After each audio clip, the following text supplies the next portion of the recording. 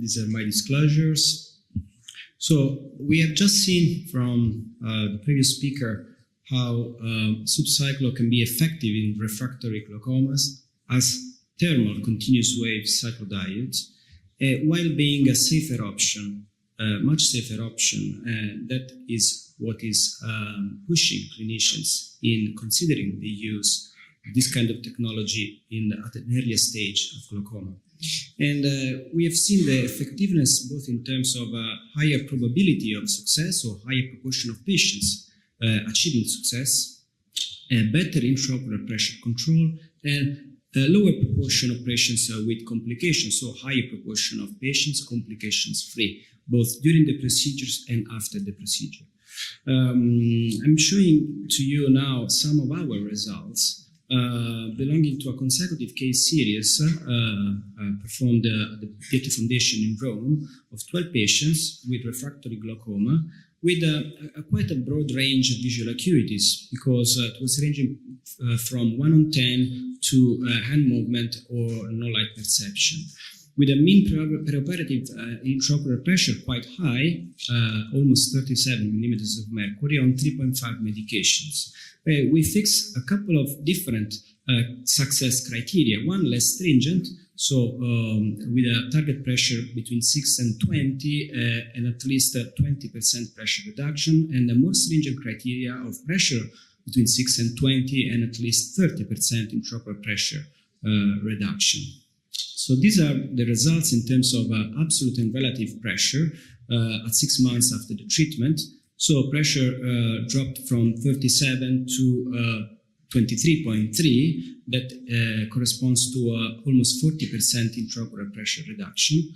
And the range of pressure before the treatment was between 28 and 48, and at the end of the 6 months was between 17 and 30.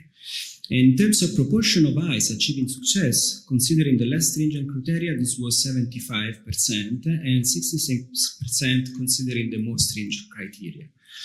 And more interestingly, during the procedures, there were complication-free of 91.6% of patients, and after the procedure, complication-free was observed in exactly the same procedure. So just one patient had a light conjunctival bleeding during the procedure, and just one patient after the procedure had a mild pain that lasted just for 1 day.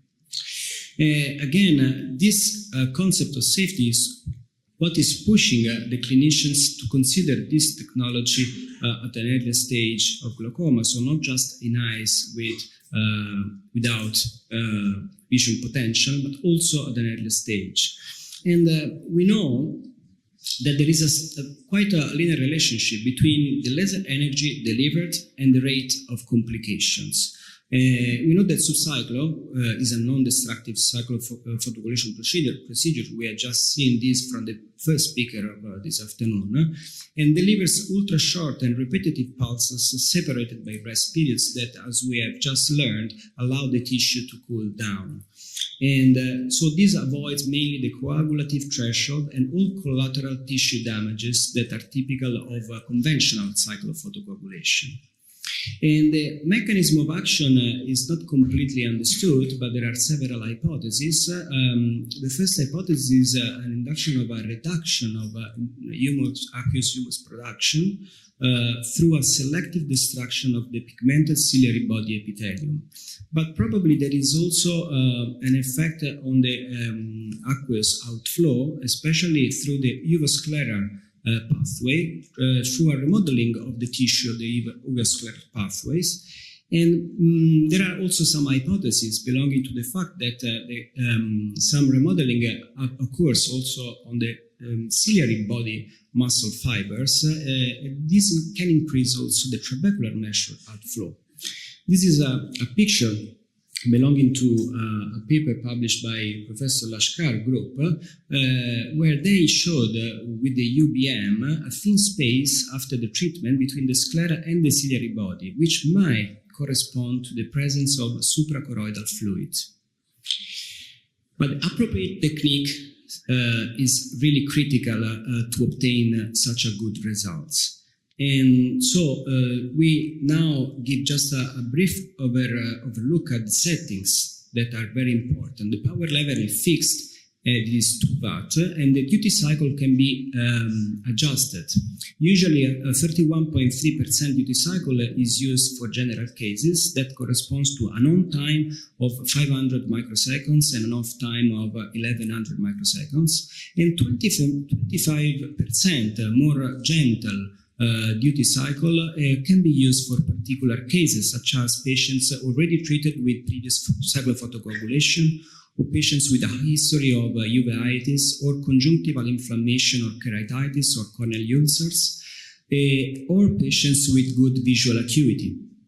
Treatment duration is also standard, is fixed, and is 160 seconds that are delivered in the superior quadrant and in the inferior quadrant. So 80 seconds in the superior quadrant, 80 seconds in the other one. And before treatment is compulsory local anesthesia, so subtenon or peribulbar block, even if there are some clinicians that are using it with topical. But I cannot tell you anything about it because I have no experience with topical. Before starting the treatment, of course, is needed to unscrew the probe foot plate, because the probe can be used for both cyclophotocoagulation technique, for the conventional thermal and for the SubCyclo. And the tip must be positioned at 3 millimeters from the limbus, and the orientation of the probe must be perpendicular to the eye, because these ensure the most accurate delivery of the laser beam. And this is a very brief video to show you the classical technique. So we start with putting a marker at 3 millimeters from the limbus in the superior and then in the inferior quadrant. This is a standard approach. And then the anesthesia is performed, could be performed also before. And then the laser treatment is delivered by moving the tip of the probe in a continuous motion from 9:30 to 2:30 and from 3:30 to 8:30, so in the inferior and the superior quadrant. But we know that the location of the ciliary body can vary a lot between patients and even in the same eye, in different quadrants of the same eye. And so the technique of transscleral illumination of the ciliary body can really increase the accuracy of the ciliary body localization.